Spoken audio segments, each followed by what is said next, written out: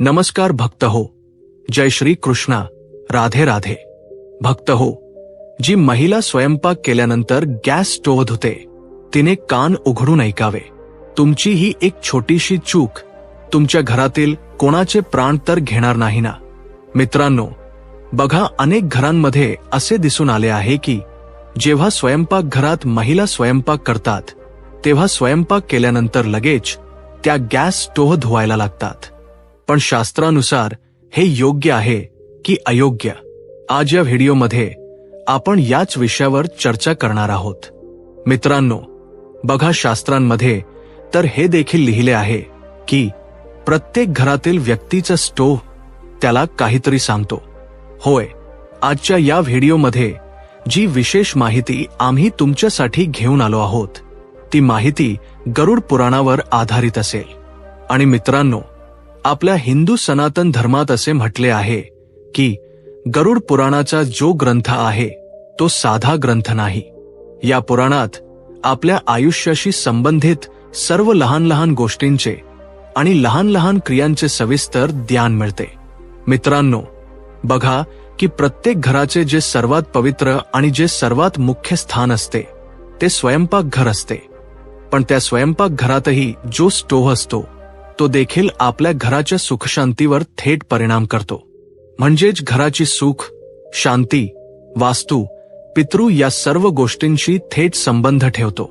या व्हिडिओमध्ये आपण जाणून घेणार आहोत की स्वयंपाक केल्यानंतर गॅस स्टोव्ह धुवावा की नाही धुवावा, कोणत्या दिवशी आपण गॅस स्टोव्ह धुवावा आणि स्टोव्हची साफसफाई कशी करावी आणि आपण काय करावे की आपल्या घराचा स्टोव्ह नेहमी पवित्र राहील.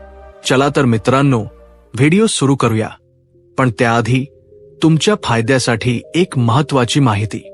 मित्रांनो, तुम्हालाही लक्ष्मी मातेचा आशीर्वाद तुमच्यावर कायम राहावा असे वाटत असेल तर या व्हिडिओला एक लाईक करा आणि तुमच्या स्वतःच्या चॅनलला सबस्क्राईब करा आणि कमेंट बॉक्समध्ये जय लक्ष्मी माता नक्की लिहा आणि त्याचबरोबर तुमची रास कमेंट बॉक्समध्ये नक्की लिहा, कारण आम्ही राशीनुसार भाग्यही सांगतो आणि नशिबात चाललेल्या अडचणी त्वरित दूर करण्यासाठी सोपे उपायही सांगतो. त्यामुळे तुम्ही तुमची रास कमेंट बॉक्समध्ये नक्की लिहा. मित्रांनो, तुमच्या सर्व प्रश्नांची उत्तरे या व्हिडिओमध्ये मिळतील. त्यामुळे सर्वात आधी तुम्ही सर्व कमेंट बॉक्समध्ये तुमच्या जीवनात कोणतीही समस्या येत असेल किंवा तुमचा कोणताही प्रश्न असेल तर तुम्ही आम्हाला नक्की विचारू शकता. आम्ही तुमच्या सर्व प्रश्नांची उत्तरे तुम्हाला या कमेंट बॉक्समध्ये नक्की देऊ. निश्चितपणे तुम्ही सर्व तुमचे प्रश्न कमेंट बॉक्समध्ये करा. आता मित्रांनो, बघा, आपले शास्त्र असे म्हणते की घरातील जो गॅस स्टोव्ह असतो मित्रांनो, तो स्टोव्ह फक्त स्वयंपाक बनवण्याची वस्तू नाही, तर तो तुमच्या संपूर्ण कुटुंबाची समृद्धी, आरोग्य आणि मानसिक शांतीचा मूळ आधार असतो. मित्रांनो, हे घराच्या अग्निकुंडासारखे असते जिथे देवतांचा वास मानला जातो. हे असे समजा की स्वयंपाकघर आणि विशेषतः गॅस स्टोव्ह हे घराचे सर्वात पवित्र स्थान मानले जाते. आणि आपण सर्वांनी हे वाचलेच असेल की गॅस स्टोव्हचा थेट संबंध अग्निदेवाशी असतो. मित्रांनो, गॅस स्टोव्ह ही अशी गोष्ट आहे जिथून अन्न शिजवले जाते आणि असे म्हणतात की अन्न हेच प्राण आहे. मित्रांनो, जर प्राणच नसतील तर या जीवनाचा काय अर्थ राहील. गरुड पुराणानुसार गरुड पुराणात असे म्हटले आहे की यंत्र अन्नतंत्र लक्ष्मी, अर्थात जिथे अन्नाचा सन्मान होतो तिथे लक्ष्मीचा वास असतो. आणि स्टोव्ह हे तेच स्थान आहे जिथे अन्न शिजवून संपूर्ण कुटुंबाचे पालन पोषण होते. त्यामुळे स्टोव्ह हे केवळ एक उपकरण नसून पूजनीय स्थान आहे. स्टोव्ह हे ते स्थान आहे जिथे आपण आपल्या घराची भाकरी बनवतो आणि घराची भाकरीच घरातील सदस्यांवर खूप परिणाम करते. स्टोव्ह स्वच्छ असेल तर घरात देवी लक्ष्मी टिकते. स्टोव्ह घाण असेल, तुटलेला असेल किंवा काळा पडलेला असेल तर अन्नाच्या अशुद्धीमुळे आजार, क्लेश, पैशाची कमतरता आणि स्त्रीच्या जीवनात दुःख येते. मित्रांनो, गरुड पुराणानुसार ही गोष्ट आजही अनेक महिलांना माहीत नाही की गॅस स्टोव्ह किंवा पारंपरिक स्टोव्ह अग्निदेवाशी जोडलेला असतो. मित्रांनो, अग्निदेवाला वेदांमध्ये देवांच्या मुखाचे स्थान प्राप्त आहे. हेच यज्ञाद्वारे सर्व देवांपर्यंत अन्न आहुती पोहोचवतात. त्यामुळे स्टोवला घरगुती यज्ञकुंड देखील मानले गेले आहे. मित्रांनो बघा, अग्नी काय आहे की जेव्हा जुन्या काळात लोकांना देवांना भोग लावायचा असायचा किंवा आजही जेव्हा लोक देवांना भोग लावतात तेव्हा अग्नीतच ते भोग चढवतात. तर याच प्रकारे प्रत्येक वेळी जेव्हा एखादी स्त्री स्टोव पेटवते तेव्हा ती नकळतपणे एक यज्ञ सुरू करते. होय मित्रांनो, असे म्हणतात की घराची चूल सर्व गोष्टींपेक्षा महत्वाची असते आणि गरुड पुराण आणि धर्मशास्त्रानुसार स्त्री आणि चुलीचा संबंध खूप घनिष्ठ मानला जातो. का? कारण चुलीवरच स्त्रिया स्वयंपाक करतात आणि स्त्रियांचे दुसरे घर कोणाला म्हणतात तर स्वयंपाक घराला म्हणतात. आणि स्वयंपाक घरात जी चूल असते ती स्त्रियांच्या सर्वात जवळ असते. मित्रांनो, चूल घरातील स्त्रीच्या नशिबाशी जोडलेली असते. मित्रांनो, चूल घरातील स्त्रीच्या आजारपण, क्लेश, गरिबी, वास्तुदोष, पितृदोष या सर्व दोषांशी देखील जोडलेली असते. म्हणूनच मी तुम्हाला यापूर्वी अनेक वेळा सांगितले आहे की आपण आपल्या घरात चूल घाण ठेवू नये, तुटलेली चूल वापरू नये. कारण मित्रांनो, जर आपण गॅस चूल नियमांशिवाय वापरली तर स्त्रीच्या आयुष्यात दुःख तर येईलच. यासोबतच स्त्रीला अपमानाचाही सामना करावा लागू शकतो आणि स्त्रीरोग, कौटुंबिक तणावही येतो. म्हणूनच गॅस चुलीचा वापर करण्याबद्दल आपल्या शास्त्रांमध्ये काही कठोर नियमही सांगितले आहेत. त्यांचे पालन करणे खूप महत्वाचे आहे. चुलीची स्थिती स्त्रीचे मानसिक आणि कौटुंबिक संतुलन राखते. मित्रांनो, वास्तुशास्त्रात चूल ठेवण्याच्या दिशेचाही खूप चांगल्या प्रकारे उल्लेख मिळतो. स्वयंपाकघर आग्नेय दिशेला असावे आणि गॅस स्टोव्ह स्वयंपाकघरातील आग्नेय कोपऱ्यातच ठेवावा, कारण याला आग्नेय दिशा मानले जाते. आणि ज्या घराच्या स्वयंपाकघरात स्टोव्ह आग्नेय दिशेला ठेवला जातो त्या घरात देवी देवतांचा वास असतो. आणि स्वयंपाक करताना तोंड पूर्व किंवा उत्तरेकडे असावे. म्हणजेच जेव्हा स्त्रिया गॅसवर स्वयंपाक करतात तेव्हा स्त्रियांचे तोंड एकतर पूर्वेकडे किंवा उत्तरेकडे असावे, कारण या दोन दिशा खूप शुभ मानल्या जातात आणि या दोन्ही दिशांमध्ये आपले देवी देवता विराजमान असतात.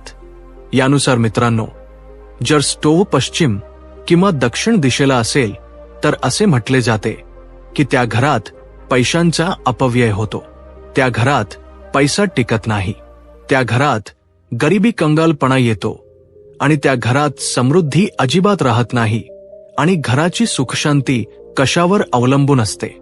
घराची सुख शांती घराच्या समृद्धीवर अवलंबून असते. म्हणून जर स्टोव्ह दक्षिण किंवा नैऋत्य कोपऱ्यात असेल तर आजार आणि अपघात वाढतात.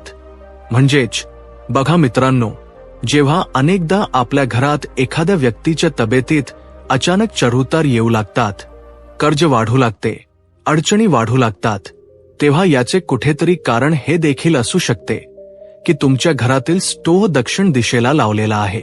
म्हणून लक्षात ठेवा की घराचा चुल्हा दक्षिण आणि पश्चिम दिशेला लावू नये. आणि ईशान्य कोपरा, ज्याला उत्तर पूर्व मानले जाते, ईशान्य कोपऱ्यात चुल्हा असल्यास देवता क्रोधित होतात आणि देवता क्रोधित झाल्यास आपल्याला पितृदोष देखील लागतो.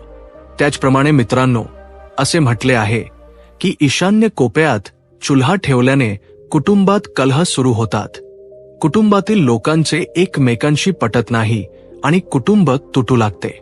मित्रांनो, ज्यामुळे घरातील प्रत्येक व्यक्तीला मानसिक तणावाला सामोरे जावे लागते आणि घरात अशुभ शक्तींचा प्रवेश होतो. आणि जेव्हा घरात अशुभ शक्ती, नकारात्मक शक्ती येऊ लागतात तेव्हा कुटुंब कंगाल तर होतेच, कुटुंबाच्या आशा तुटू लागतात, कुटुंब उद्ध्वस्त होऊ लागते.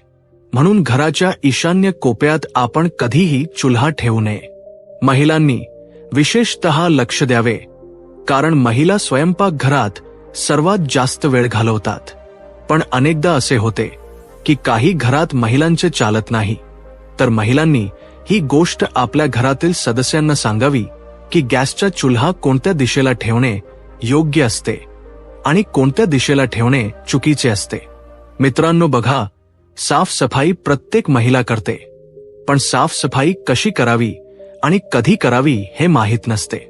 मित्रांनो लक्षात ठेवा की गरुड पुराण, वास्तुशास्त्र आणि धर्मशास्त्रानुसार आपल्याला अनेक गोष्टी पाहायला मिळतात की जी घरातील स्त्री मनाने, प्रेमाने आणि ध्यानाने चुल्ह्याला पवित्र मानून काम करते, त्या घरात आजारपण खूप कमी येते, पती पत्नीमध्ये प्रेम टिकून राहते आणि धनधान्याची कधीही कमतरता नसते.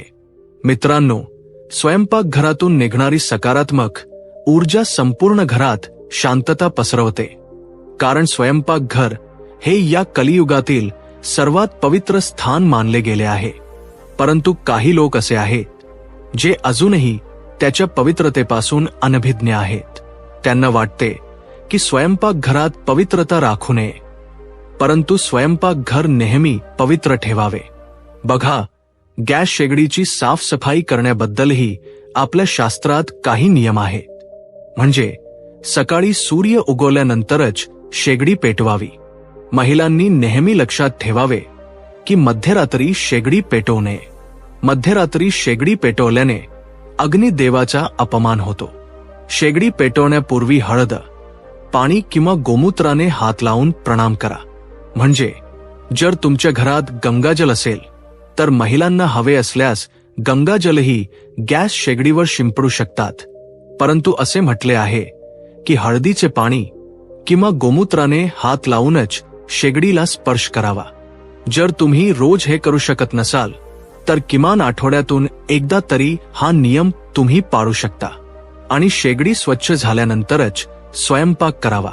म्हणजे शेगडी स्वच्छ केल्याशिवाय आपण स्वयंपाक करू नये. आणि मित्रांनो, आठवड्यातून एकदा विशेष साफसफाई करा. कारण जर आपण आपल्या घराच्या स्वयंपाकघराची आठवड्यातून एकदा साफसफाई केली तर ते चांगले राहील. का? कारण बघा की गॅस शेगडीवर फक्त अग्निदेवच नाही, तर गॅस शेगडीवर मा अन्नपूर्णा आणि मा लक्ष्मी देखील आपले स्थान ठेवतात, त्यावर विराजमान असतात. म्हणून लिंबू आणि मीठ मिसळून शेगडीची जळलेली जागा नक्कीच स्वच्छ करा. ब्रश किंवा कपड्याने कोपरे व्यवस्थित स्वच्छ करा आणि शेगडीखाली साचलेली घाण किंवा तेलाचे डाग पूर्णपणे काढून टाका आणि गॅस पाईप आणि व्हॉल्व्ह ओल्या कपड्याने पुसून घ्या. तिथे घाण जमा होते, ज्यामुळे वास्तुदोष लागतो. ही गोष्ट देखील समजून घेण्यासारखी आहे की वास्तुदोष मोठ्या गोष्टींमुळे नाही, तर छोट्या छोट्या चुकांमुळे लागतो. आणि महिलांनी विशेषतः काय करू नये हे नक्की लक्षात ठेवावे की स्नान न करता चुलीवर स्वयंपाक करणे वर्जित मानले गेले आहे. आजच्या काळात आधुनिक महिला झाल्या आहेत. शहरातील मोठ्या मोठ्या महिला काय करतात की स्नान न करता थेट स्वयंपाकघरात जातात, चुलीला स्पर्श करतात. घराच्या स्वयंपाकघरात जाऊन कोणी स्वयंपाक करायला लागते, कोणी आपल्या हाताने माठातून पाणी भरून प्यायला लागते. हे पूर्णपणे वर्जित मानले गेले आहे. बघा, ज्या महिला स्नान न करता स्वयंपाकघरात जातात त्यामुळे स्वयंपाकघरातील ऊर्जा अशुद्ध होते आणि महिला अन्न दोषी बनतात. त्यामुळे जेव्हा अन्नाचा दोष निर्माण होतो तेव्हा स्वयंपाकघरात अन्नाची कमतरता येते. स्वयंपाकघरातील डबे नेहमी रिकामे राहतात, अन्नाची खूप हानी होते आणि धनाची देखील खूप हानी होते. त्यामुळे स्नान न करता चुलीवर स्वयंपाक करू नये. आणि रात्री घाणेरडी चूल तशीच सोडण्याची अनेक महिलांना सवय असते. रात्री स्वयंपाक केला, चूल घाणेरडी तशीच सोडून दिली.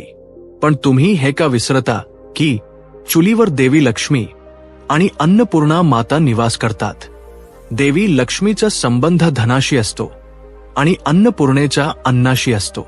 त्यामुळे महिलांनी रात्री घाणेरडी चूल देखील सोडू नये.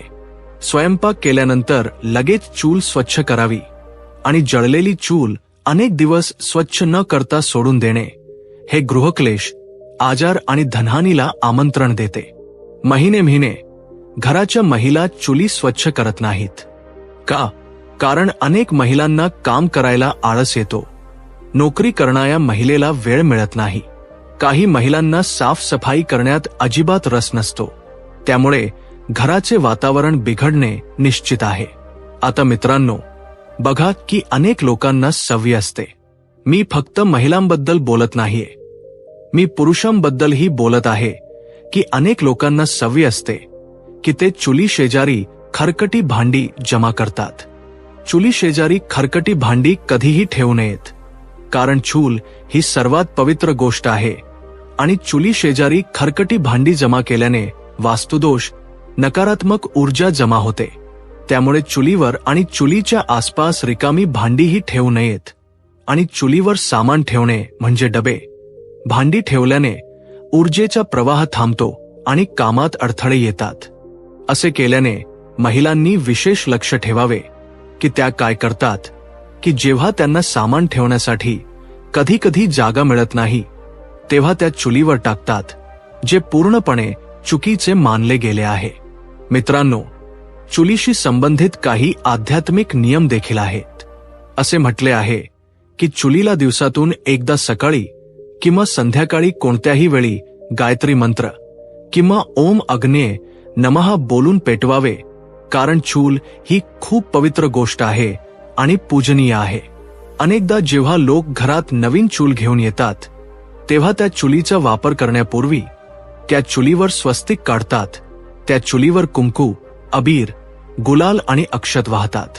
त्यामुळे गायत्री मंत्र किंवा ओम अग्नेय नमः बोलून चुलीचा वापर करावा आणि स्वयंपाकघरात मां अन्नपूर्णा आणि देवीचे स्मरण करूनच भोजन बनवावे. जर तुमच्या घराच्या स्वयंपाकघरात किंवा घरात मंदिर असेल तर खूप चांगली गोष्ट आहे, आणि नसेल तरीही घराच्या स्वयंपाकघरात कमीत कमी एका देवाची मूर्ती नक्कीच लावावी. एकतर गणपतीची लावा किंवा लक्ष्मी मातेची लावा, कारण त्यांचे स्मरण करूनच जेव्हा आपण गॅस पेटवतो तेव्हा त्या चुलीतून पवित्र अग्नी बाहेर पडते. आणि दर आठवड्यातून एक दिवस चूल स्वच्छ करून त्यावर हळद चंदनाने स्वस्तिक नक्की काढा. मित्रांनो, मी तुम्हाला हीच गोष्ट आधी समजावली आहे आणि आताही समजावत आहे.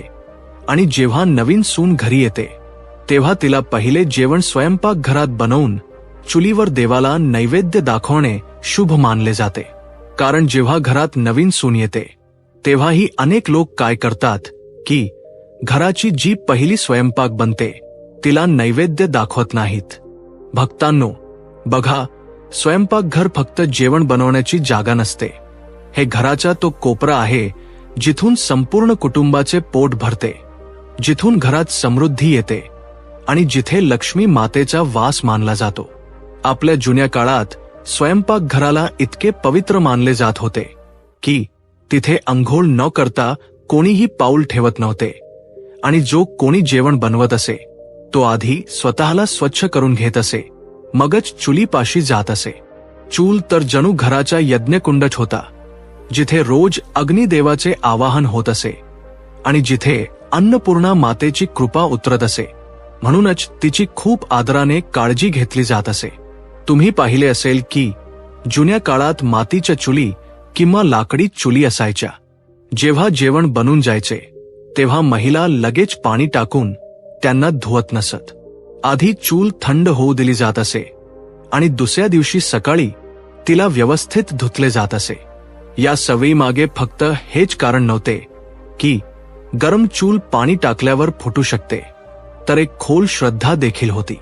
असे म्हटले जात होते की जेवण बनल्यानंतर चुलीत उरलेली अग्नी आणि तिची उष्णता घरात बरकत आणि ऊर्जा टिकवून ठेवते. जर तुम्ही लगेच पाणी टाकून ते थंड केले तर ती ऊर्जा अचानक संपते. हे असेच आहे जसे की कोणी पूजा पूर्ण होण्यापूर्वीच दिवा विझवतो किंवा हवन कुंडावर पाणी टाकतो. वास्तुशास्त्रातही असे मानले जाते की चूल हे घराच्या अग्नीचे प्रतीक आहे आणि अग्नीचा सन्मान केला पाहिजे. अग्नीचा अपमान घराच्या सुखसमृद्धीवर परिणाम करतो. अनेक वडीलधारी मंडळी असेही म्हणतात की स्वयंपाक झाल्यावर चूल धुतल्याने स्वयंपाकघरातील लक्ष्मी रुसू शकते आणि पैशांचा ओघ कमी होऊ शकतो. म्हणूनच त्या नेहमी म्हणायच्या की रात्री फक्त हलके पुसून घ्या आणि सकाळी धुवून स्वच्छ करा. आणखी एक गोष्ट जी कमी लोकांना माहीत आहे ती म्हणजे स्वयंपाकघरातील अग्नी केवळ शरीराचे पोट भरत नाही, तर मानसिक शांती देखील देते. जेव्हा घरात स्वयंपाकघर स्वच्छ आणि व्यवस्थित असते, चूल आदराने सांभाळली जाते, तेव्हा घरातील लोकांमध्ये आपुलकी, प्रेम आणि समाधान वाढते. याउलट जर स्वयंपाकघर गलिच्छ असेल, चूल बेपरवाईने धुतली किंवा तशीच सोडली, तर घरातील वातावरणात तणाव आणि चिडचिडेपणा येऊ शकतो.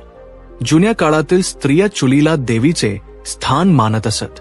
सकाळी अंघोळ करून त्या सर्वात आधी चुलीपाशी जात, तिला हळद आणि कुंकवाने सजवत, मग अग्नी प्रज्वलित करत आणि स्वयंपाक करत. त्यांच्यासाठी हे केवळ स्वयंपाक करणे नव्हते, तर पूजेसारखे काम होते.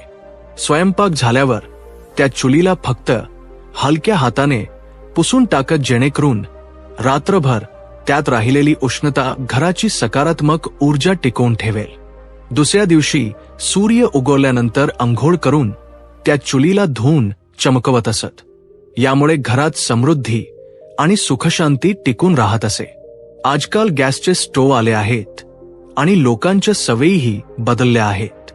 स्वच्छतेच्या घाईत किंवा सवयीने लोक स्वयंपाक झाल्यावर लगेच स्टोव्ह पाण्याने धुतात. हे दिसायला स्वच्छ दिसते, पण वास्तुशास्त्र आणि परंपरेनुसार हे योग्य नाही. विशेषतः रात्री स्टोव्ह ओला सोडणे चांगले मानले जात नाही, कारण ओल्या पृष्ठभागामुळे ओलावा शोषला जातो आणि अग्नीची शक्ती कमकुवत होते. याशिवाय पाण्याच्या चुकीच्या पद्धतीने निचरा झाल्याने स्वयंपाकघरात घाण आणि नकारात्मकता येऊ शकते. जर रात्री स्वच्छता करायचीच असेल, तर फक्त कोरड्या किंवा हलक्या ओल्या कपड्याने पुसून घेणे चांगले आहे आणि सकाळी ते व्यवस्थित धुवावे. यामुळे स्वच्छताही होईल आणि अग्नीची उष्णताही अचानक संपणार नाही. स्वयंपाक करतानाही स्टोव्हवर अनावश्यक घाण पसरणार नाही याची काळजी घ्यावी, जेणेकरून नंतर जास्त पाणी घालण्याची गरज पडणार नाही. काही लोक म्हणतात की जर स्वयंपाक झाल्यावर लगेच स्टोव्ह धुतला तर घरात गरिबी येते. ही गोष्ट थेट खरी असो वा नसो, पण परंपरा अशाच बनलेल्या नाहीत हे निश्चित आहे. प्रत्येक रिवाजामागे काहीतरी खोल कारण असते आणि येथे कारण आहे अग्नीचा सन्मान आणि ऊर्जेचे संरक्षण. अग्निदेवाला सन्मान देणे म्हणजे आपण आपल्या जीवनाला चालना देणाऱ्या शक्तीला मान्यता देतो. अनेक घरांमध्ये तर अशी ही प्रथा होती की स्टोव्ह धुण्यापूर्वी त्यावर थोडे पाणी अर्पण करून हात जोडून अग्निदेवाला नमस्कार केला जात असे. हा केवळ धार्मिक विश्वास नाही, तर एक मानसिक जोडणी देखील आहे. जेव्हा आपण एखाद्या वस्तूचा किंवा जागेचा सन्मान करतो, तेव्हा त्यातून सकारात्मक ऊर्जा मिळते. स्त्रिया असेही मानत असत की स्टोव्ह जितका स्वच्छ आणि आदराने सांभाळला जाईल, तितकी घरात समृद्धी येईल. याच कारणामुळे त्या सकाळी लवकर त्याला धुवून स्वच्छ करत असत. कधी कधी त्यावर हळदीचा टिळा लावून दिवसाची सुरुवात करत असत. हे काम त्यांच्यासाठी केवळ स्वच्छता नव्हते, तर लक्ष्मी मातेला निमंत्रण देण्यासारखे होते. आज जरी काळ बदलला असला तरी जर आपण या जुन्या सवयी थोड्या समजुतीने स्वीकारल्या, तर घरात सुख, समृद्धी, शांती आणि बरकत टिकून राहू शकते. चूल धुण्याची वेळ आणि पद्धत थोडी बदलायची आहे. रात्री फक्त हलके पुसणे आणि सकाळी अंघोळ करून व्यवस्थित धुणे.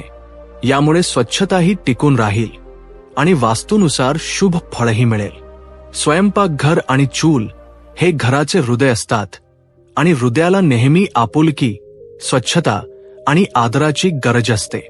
त्यामुळे अग्नीचा आदर करा, चुलीची प्रेमाने काळजी घ्या आणि बघा, अन्नपूर्णा मातेची कृपा कधीही कमी होणार नाही. बघ बहिणी, स्वयंपाक झाल्यानंतर चूल धुण्याशी संबंधित आणखी अनेक छोटे नियम आणि खबरदारी आहेत, जे आपल्या पूर्वजांनी उगाचच सांगितले नाहीत, तर अनेक वर्षांच्या अनुभवातून आणि वास्तुशास्त्राच्या समजुतीतून बनवले आहेत. मी तुला हे अगदी गोष्टीसारखे समजावून सांगतो, जेणेकरून गोष्टी थेट मनात उतरतील. सर्वात पहिली खबरदारी ही आहे की स्वयंपाक झाल्यानंतर लगेच, विशेषतः जेव्हा चूल अजून गरम असेल, तेव्हा त्यावर पाणी टाकू नये किंवा ती धुवू नये. गरम लोखंड किंवा स्टीलवर थंड पाणी टाकणे केवळ वास्तुशास्त्रातच नाही, तर विज्ञानातही हानिकारक आहे, कारण यामुळे लोखंडाची पृष्ठभाग लवकर खराब होते आणि त्याचा रंग व चमकही निघून जाते. जुने लोक म्हणायचे की असे केल्याने चूल नाराज होते आणि तिचे आयुष्य कमी होते. दुसरी गोष्ट म्हणजे रात्री चूल पूर्णपणे ओली सोडणे चांगले मानले जात नाही. ओली चूल रात्रभर ओलावा शोषून घेते आणि वास्तूनुसार हा ओलावा नकारात्मक ऊर्जा आकर्षित करतो. त्यामुळे जर साफसफाई करायचीच असेल तर फक्त हलक्या ओल्या कपड्याने पुसून टाका आणि ती सुकू द्या. तिसरी खबरदारी अशी की चूल साफ करताना तोंडाने फुंकर मारणे, जोरात आपटणे किंवा लाथ मारणे खूप अशुभ मानले जाते. याला अग्नीचा अपमान म्हटले आहे. जर चूल चुकून पडली किंवा तुटली तर ती सन्मानाने बाजूला ठेवून बदलली पाहिजे. चौथी गोष्ट, चूल नेहमी आग्नेय दिशेला असावी आणि धुण्याचे साफ करण्याचे काम सकाळी सूर्योदयानंतर करणे सर्वात चांगले मानले जाते. असे म्हणतात की सकाळच्या पहिल्या किरणांमध्ये जी ऊर्जा असते ती स्वयंपाकघरात समृद्धी आणते. आणखी एक खास गोष्ट म्हणजे चूल धुताना तीव्र गंध असलेल्या रासायनिक क्लीनरचा वापर कमी करावा, कारण ते केवळ आरोग्यासाठी हानिकारक नाहीत तर अन्नाच्या पवित्रतेवरही परिणाम करतात. जुन्या काळात लोक राख, लिंबू किंवा राख भस्म वापरत होते, जे पूर्णपणे नैसर्गिक होते. आणि हो, साफसफाई करताना लक्षात ठेवा की पाणी चुलीच्या खाली किंवा गॅस पाईपच्या आसपास जाऊ नये, अन्यथा अपघाताची शक्यता वाढते. गॅस चूल धुतल्यानंतर ती व्यवस्थित सुकवून घ्यावी, जेणेकरून ओलाव्यामुळे कोणतीही गळती किंवा गंज लागणार नाही. शेवटची आणि खूप महत्वाची गोष्ट म्हणजे चूल धुताना मनात चिडचिड किंवा राग नसावा. आपले पूर्वज मानत होते की ज्या मनस्थितीत तुम्ही स्वयंपाकघर आणि चूल सांभाळता तीच ऊर्जा अन्नात उतरते. म्हणून नेहमी प्रसन्न मनाने, हळूवारपणे आणि प्रेमाने ती धुवावी, जणू काही तुम्ही तुमच्या लक्ष्मी मातेचे आसन स्वच्छ करत आहात. मित्रांनो, ही सर्व माहिती लोकांच्या आवडीनुसार दिली जात आहे. ज्योतिष आणि धर्माचे उपाय आपल्या श्रद्धा आणि विश्वासावर आजमावा. आमच्या व्हिडिओचा उद्देश फक्त तुम्हाला चांगले सल्ले देणे आहे. या संदर्भात आम्ही कोणत्याही प्रकारचा दावा करत नाही. तर मित्रांनो, आजचा आमचा व्हिडिओ तुम्हाला कसा वाटला आम्हाला कमेंट करून सांगा. जर तुम्हाला आमचा व्हिडिओ आवडला असेल तर कमेंट बॉक्समध्ये जय मा लक्ष्मी नक्की लिहा आणि तुमच्या स्वतःच्या चॅनलला सबस्क्राईब करायला विसरू नका. मित्रांनो, पुढच्या व्हिडिओमध्ये एका नवीन माहितीसह भेटू. तोपर्यंत जय श्री राम. मित्रांनो.